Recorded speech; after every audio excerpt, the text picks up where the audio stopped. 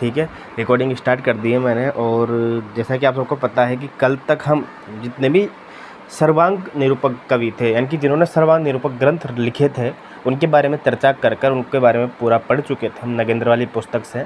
और जो महत्वपूर्ण कवि थे उनको हम डिटेल में पढ़े थे हमने। और जो गौण कवि है उनके बारे में भी हमने पढ़ा था कि ये किसी चीज़ में विख्यात हो चाहे न हो, लेकिन इनके काव्य पर किस प्रकार का है, इनका आचार्यत्व के गुण किस प्रकार का है।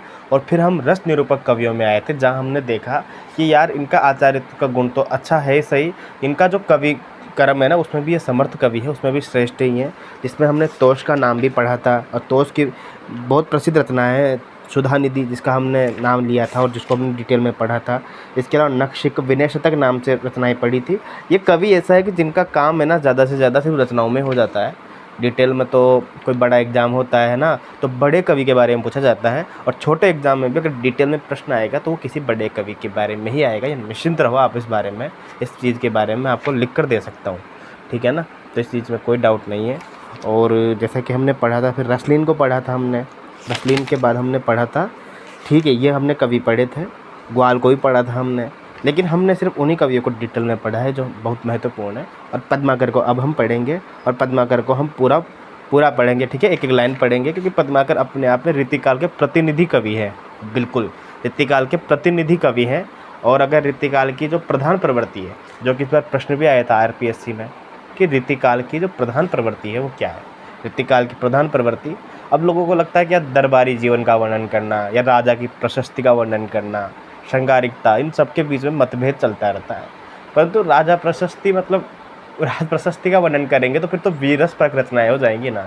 और हमको पता है कि वीरस परक रचनाएँ रीतिकाल में बहुत गौण मात्रा में लिखी गई है। अगर राजा को लुभाना है या राजा का गुणगान करना है तो राजा को एक प्रकार से लोलुप जैसी चीज़ें देनी पड़ेगी, अर्थात श्रृंगारिकता का जो वर्णन है ना, घोर श्रृंगारिकता, मांसल प्रेम जिसे बोल सकते हैं, शरीरी प्रेम जिसे बोलते हैं, वस्तुनिष्ठ श्रृंगार के अभिव्यक्ति जिसे कहते हैं, ये अभिव्यक्ति जब की जाती है ना तब श्रृंगारिकता आती है, जिसे कहते हैं संयोग श्रृंगार का वर्णन।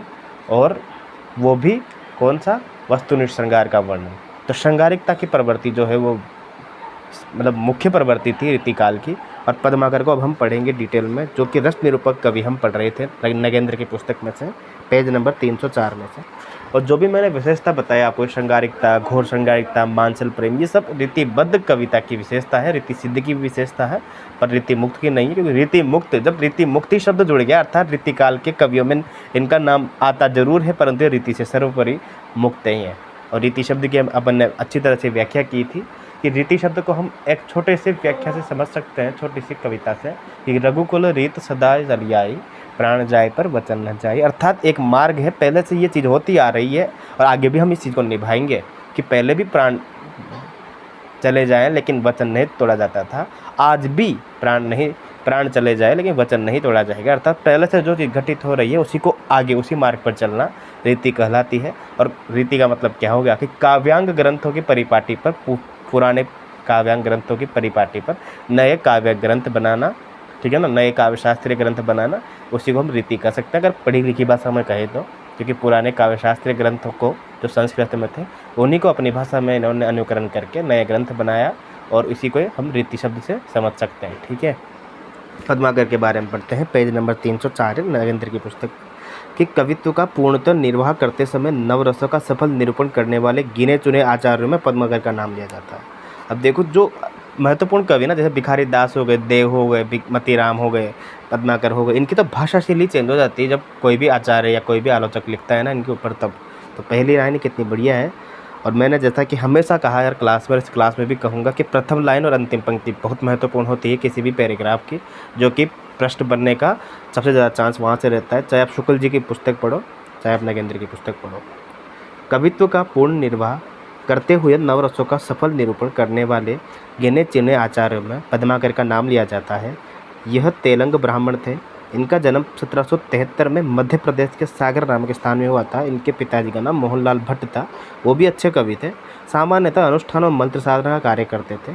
सागर नरेश रघुनाथ राव अप्पा महाराज जैतपुर, सुमरा निवासी नोने अर्जुन सिंह, दतिया नरेश महाराजा परीक्षित, शुजादुल्ला के जागीरदार गोसाई अनूपगिरी, जिन्हें हिम्मत बहादुर भी कहा जाता है, सीताराम नरेश रघुनाथ राव, जयपुर नरेश प्रताप सिंह, ये सब आपको पढ़ा हुआ है कि जयपुर नरेश प्रताप सिंह के पास भी रहे हैं, उनके पुत्र जगत सिंह के पास भी रहे हैं, उदयपुर नरेश महाराजा भीम सिंह के पास तथा ग्वालियर नरेश दौलत राव सिंधिया के आश्रय में रहे हैं। ये 1833 में कानपुर में इनकी मृत्यु हो गई थी। इनके द्वारा रचित 7 मौलिक ग्रंथ हैं जो कि आपके पढ़े हुए हैं, आपने पढ़ा हुआ है कि मौलिक ग्रंथ कौन कौन से हैं। हिम्मत बहादुर वीरदावली आपने बढ़िया तरीके से सुना हुआ है, पद्माभरण आप जानते हो, जगत विनोद आपको पता है कि ये इनकी प्रसिद्धि का आधारभूत ग्रंथ है, प्रबोध 50 तो आपके कानों में बसा हुआ है, गंगा लहरी आपने 50 बार सुना है, प्रताप सिंह वीरदावली आपने सुना हुआ है और कली 25 भी आपका पढ़ा हुआ है। तो ये 7 ग्रंथ है, इसके अलावा भी और ग्रंथ मिलते हैं, ठीक है, गौण मात्रा में, पर ठीक है, जो मुख्य पुस्तकों में जो लिखे हुए हैं ना, बस वही नाम इम्पोर्टेंट है, ठीक है। इसके बाद हम शुक्ल जी वाली पुस्तक पढ़ेंगे ही सही, इसके बाद इन दोनों पुस्तक से बाहर कभी कुछ नहीं जाएगा, बाकी आपके नोट्स तो जिंदाबाद है ही सही। इनके अतिरिक्त इनके अनेक स्फुट छंद भी मिलते हैं। कहते हैं कि वाल्मीकि रामायण, हितोपदेश आदि संस्कृत ग्रंथों के अनुवाद भी इन्होंने किए थे। मौलिक ग्रंथों की बात करें अगर तो पद्माभरण और जगत विनोद ही रीति ग्रंथ है, ठीक है, मौलिक ग्रंथों में, ठीक है ना, मौलिक ग्रंथों में ये इसकी बात कर रहे थे उसने शकुंतला जी। तो मौलिक ग्रंथ तो काफ़ी सारे हैं, परंतु उसमें से पद्माभरण और जगत विनोद ही रीति ग्रंथ है गए। बाकी शेष तो कैसे है, राज प्रशस्ति, भक्ति और वैराग्य संबंधित है गए। इन रीति ग्रंथों में अलंकार की नवरस विवेचन किया गया है, अलंकार और नवरस विवेचन किया गया है। अब आपको बताने की आवश्यकता नहीं कि पद्माभरण नाम से पता चल रहा है, मैंने बहुत बार बताया कि अलंकार ग्रंथों को कैसे पहचाना जाता है, छंद ग्रंथों को कैसे पहचाना जाता है, ठीक है। और रीति ग्रंथों में क्रमशः अर्थात पद्माभरण में तो क्या है, अलंकार और नवरस विवेचन किया गया है। पद्माभरण में तो अलंकार है और जगत विनोद में है नवरस विवेचन।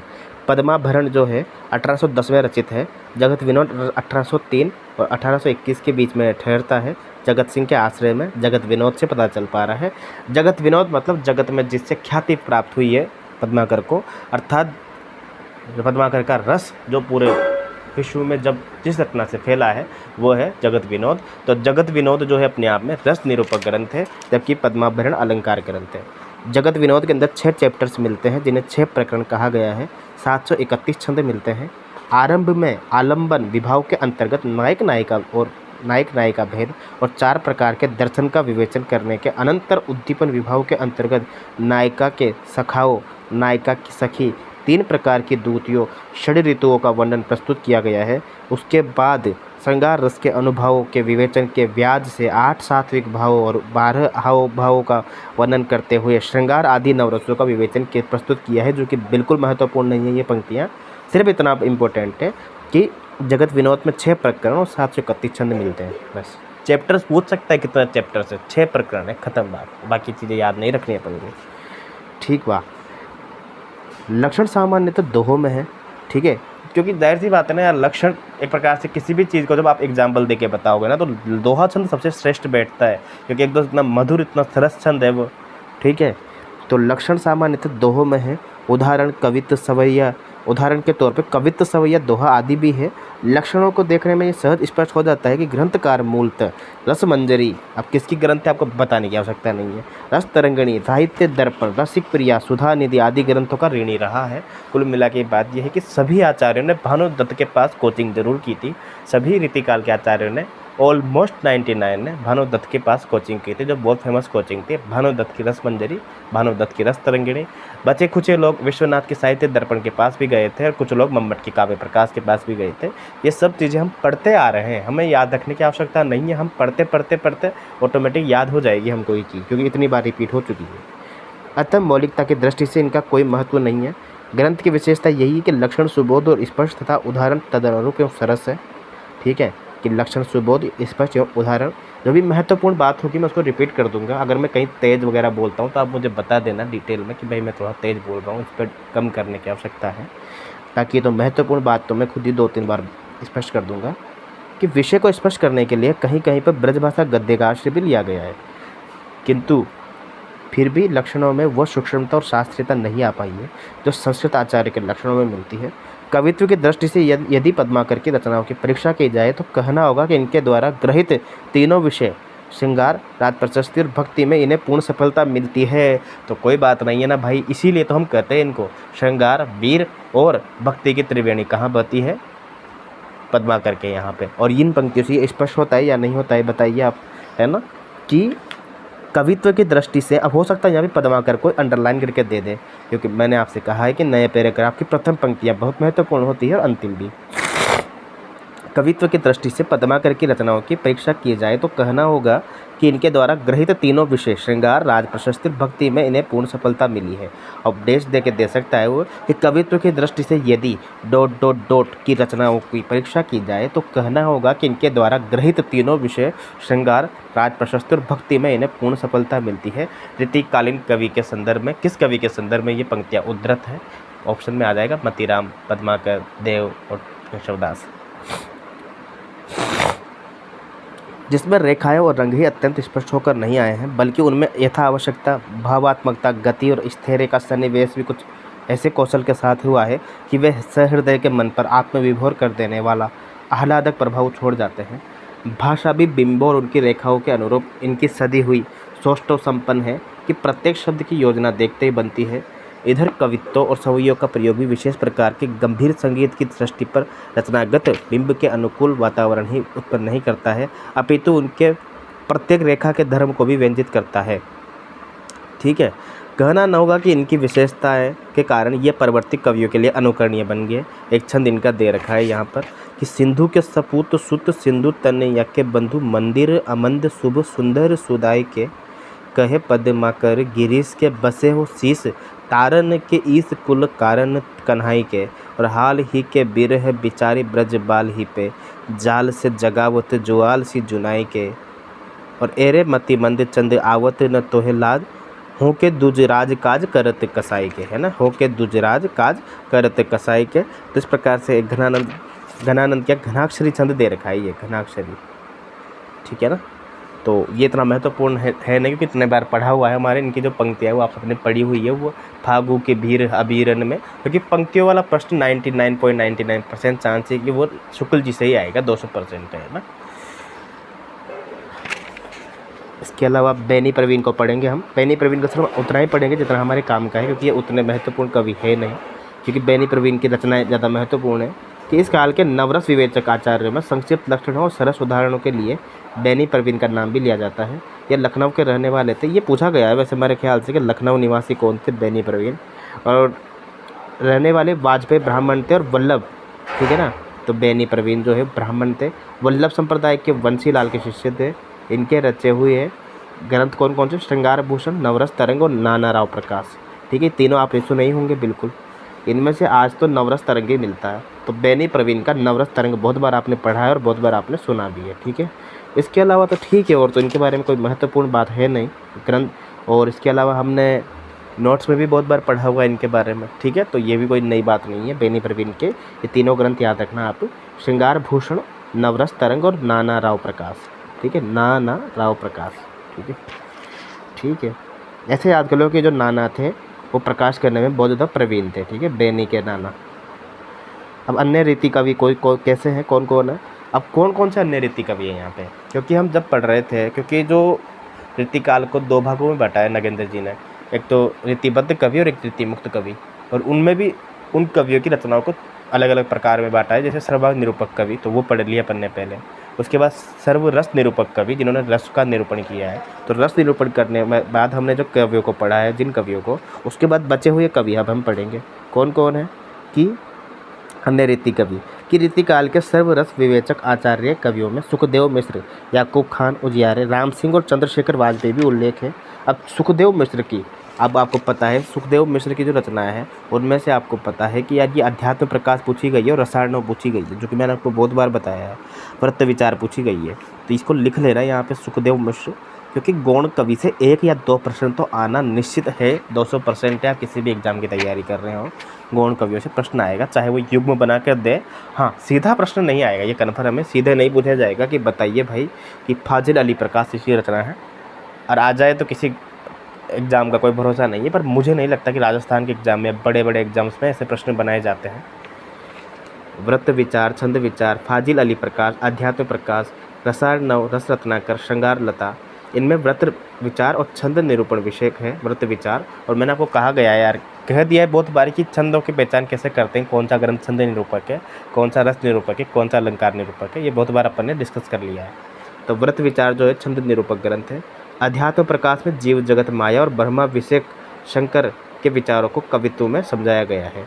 रसार्णव और रस रत्नाकर में श्रृंगार रस के आलम्बन नायक नायिका भेद का वर्णन किया गया है, जो कि हमारे बिल्कुल काम का नहीं है। हमने पढ़ा यहाँ पर सुखदेव मिश्र को व्रत विचार, छंद विचार, फाजिल अली प्रकाश, अध्यात्म प्रकाश, रसार्णव, रस रत्नाकर, श्रृंगार लता काफ़ी है। बस इनकी रचना पूछी जा सकती है कि अध्यात्म प्रकाश किसकी है।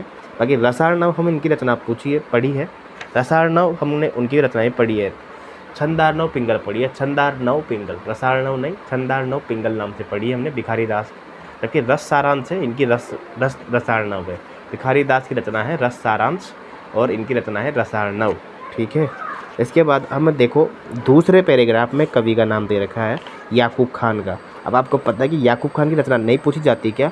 बिल्कुल पूछी जाती है, लेकिन वो युग्म बना के दी जाती है। तो याकूब खान की रसभूषण, ये लिख लेना आप, याकूब खान की रसभूषण।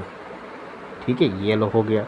इसके अलावा कि याकूब खान की विशेष रूप से ध्यान आकर्षित करते हैं कि याकूब खान भी इस युग में, ठीक है ना। किंतु दुर्भाग्य की बात यह है कि रसभूषण के सिवाय इनका कोई ग्रंथ मिलता ही नहीं है। तो अच्छी बात है, हमें सिलेबस में कम पढ़ना पड़ेगा, एक ही ग्रंथ पढ़ना पड़ेगा, रसभूषण, खत्म बात। ठीक है। अब रसभूषण के बारे में डिटेल से पढ़ने की हमें बिल्कुल भी आवश्यकता नहीं है।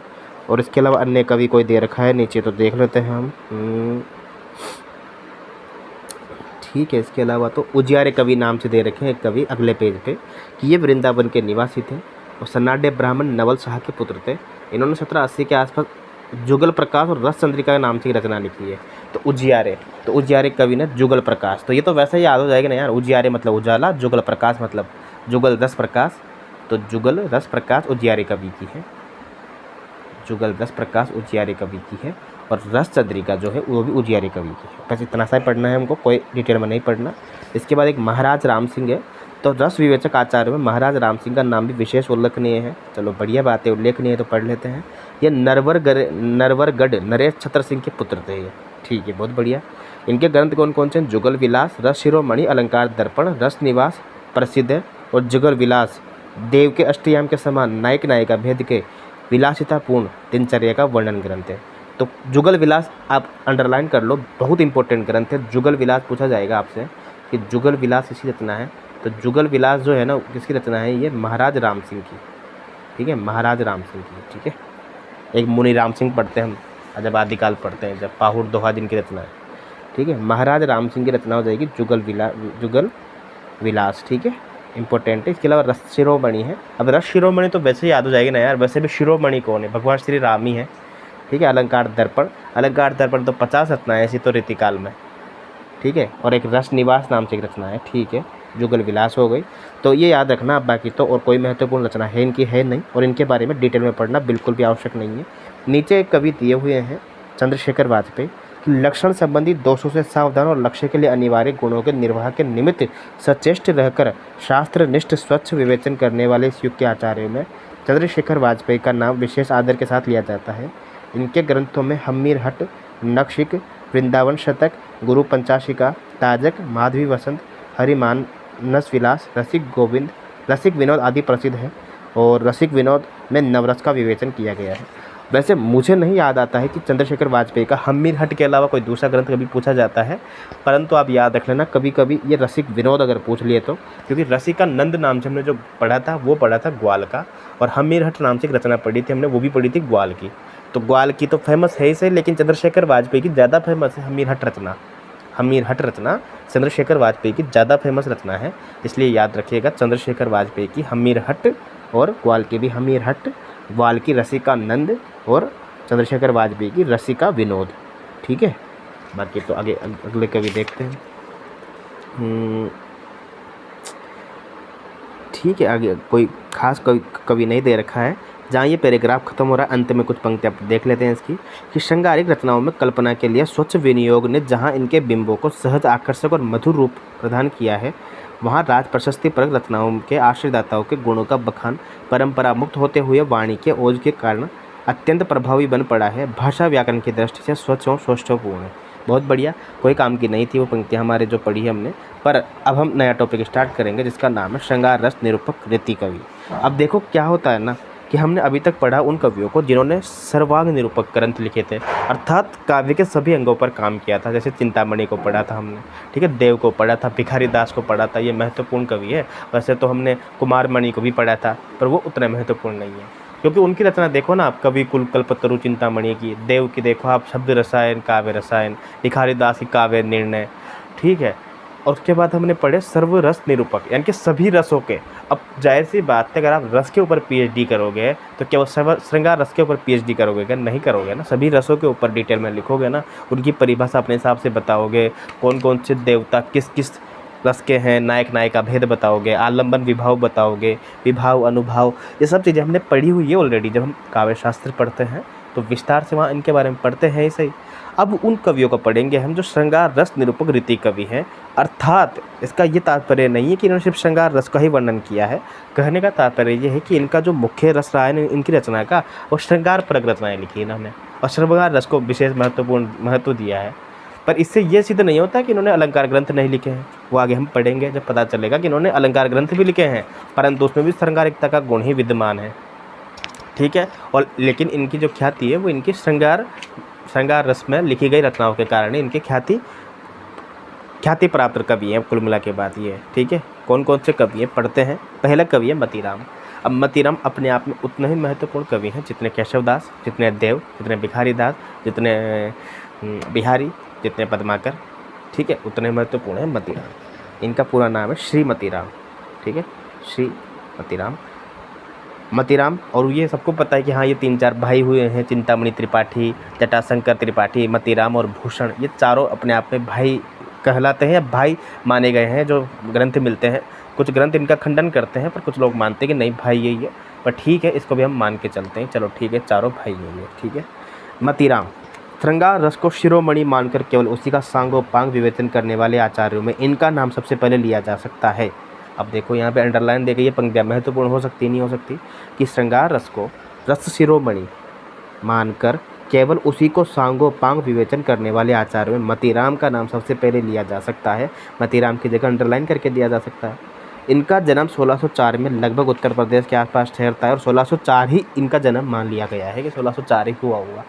चिंतामणि का 1600 के आसपास हुआ है, बिहारी का 1595, 1589 में अपने सेनापति, 1555 में केशवदास, 1604 में मतीराम का, 1673 के आसपास देव का बैठता है। कुछ जगह 1617 भी मिलता है, कुछ जगह अलग अलग मिलता है, लेकिन 1673 भी मान लेते हैं।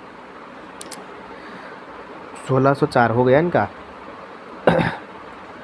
इसके अलावा हम पढ़ते हैं डिटेल में, बाकी पद्माकर का हमने पढ़ा था 1753 में जन्म पढ़ा था, क्योंकि ये अंतिम कवि है ना, ये अंतिम समय तक चल जाते हैं ये तो इसलिए, ठीक है ना। 1753 देव का हो गया था, 1604 इनका हो गया। ये 1604 के आसपास इनका जन्म फतेहपुर में बनपुर नामक स्थान पे हुआ था। इनके पिता का नाम विश्वनाथ त्रिपाठी था।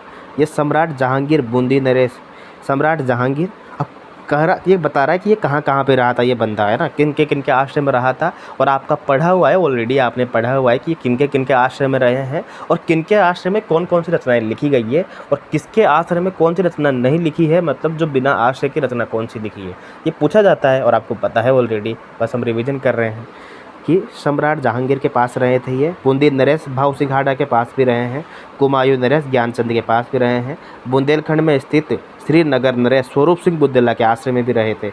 इनके द्वारा रचित ये 8 ग्रंथ कहे जाते हैं जो आपने पढ़े हुए हैं: फूल मंजरी, लक्षण श्रृंगार, साहित्यसार, रसराज, ललित ललाम, सतसई, अलंकार पंचाशिका। अब सतसई कौन सी है? मतीराम सतसई, अलंकार पंचाशिका और व्रत कौमुदी। इनमें से लक्षण श्रृंगार और साहित्यसार आज उपलब्ध नहीं है, ठीक है ना। उपलब्ध ग्रंथों में फूल मंजरी की रचना जहांगीर की आज्ञा से 1619 में की गई थी।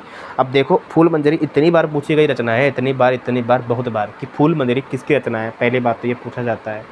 दूसरा पूछा जाता है किसके आश्रय में की गई है। ये रचना की गई है अपने जहांगीर के आश्रय में। इसमें से एक एक छंद में एक एक फूल का वर्णन किया गया है, ठीक है ना। फूल मंजरी। ललित ललाम भी इनकी रचना है। ललित ललाम जो है भाव सिंघाड़ा के आश्रय में लिखी गई है। और मतीराम सतसई जो है रचना है, जिसे सतसई बोलते हैं, ये भोगनाथ। अब मतीराम सतसई, ऐसा लग रहा है कि मतीराम सो रहा है बस, ऐसा बिल्कुल। तो सतीसई वाली जो पंक्तियाँ हो गई ना, वो भोगनाथ के आश्रय में 1681 के आसपास रचना लिखी गई है। अलंकार पंचाशिका जो है वो ज्ञानचंद के आश्रम में लिखी गई रचना है, ज्ञानचंद के आश्रम में 1690 में।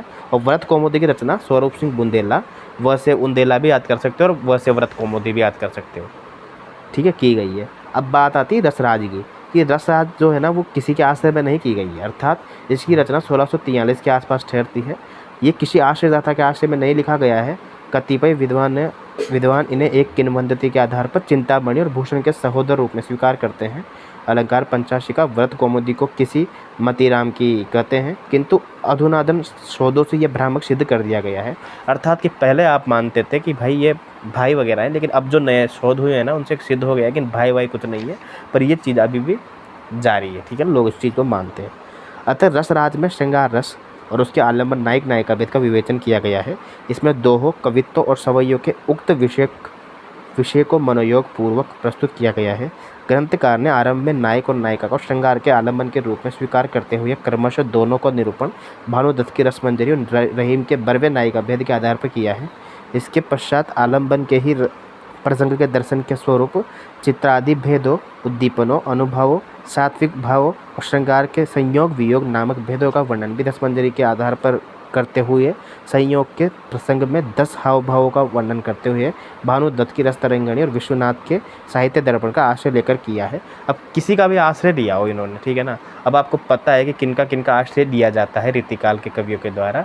भानुदत्त की रसमंजरी तो जिसमें फिक्स है, ठीक है ना, मतीराम और इधर से मम्मट की काव्य प्रकाश फिक्स है, साहित्य दर्पण विश्वनाथ का फिक्स है, तो आपको ये चीज़ याद करने की आवश्यकता बिल्कुल भी नहीं है। और रसराज नाम से पता चल रहा है कि रसराज ग्रंथ है जो कि मतीराम का है, तो रसों का राजा कौन है? श्रृंगार रसी है, ठीक है। और ये हमने पढ़ ही लिया कि ये बिना किसी आश्रय में लिखा गया ग्रंथ है ये, ठीक है। और ये भी पता है आपको कि रसराज लिखने के लिए इन्होंने भानुदत्त की रसमंजरी और रहीम के बरवे नायिका भेद को आधार बनाकर इसकी रचना की गई थी। अंत में विप्रलभ श्रृंगार के भेदों और काम की 10 अवस्थाओं का वर्णन करते हुए रसमंजरीकार की सहायता ली गई है। लक्षण दोहों में आधार ग्रंथों के आधार पर अथवा छाया अनुवाद है तथा विषय निरूपण की दृष्टि से अपने आप में पर्याप्त स्वच्छ कहे जा सकते हैं। उदाहरण सरस, कवित्व, सवैया तथा दोहों में है तथा सभी प्रकार के लक्षणों के अनुरूप है। ग्रंथकार की सबसे बड़ी विशेषता यह है कि यह उन संस्कृत ग्रंथों का आश्रय लेते हुए भी उनका अंधानुकरण नहीं करता है।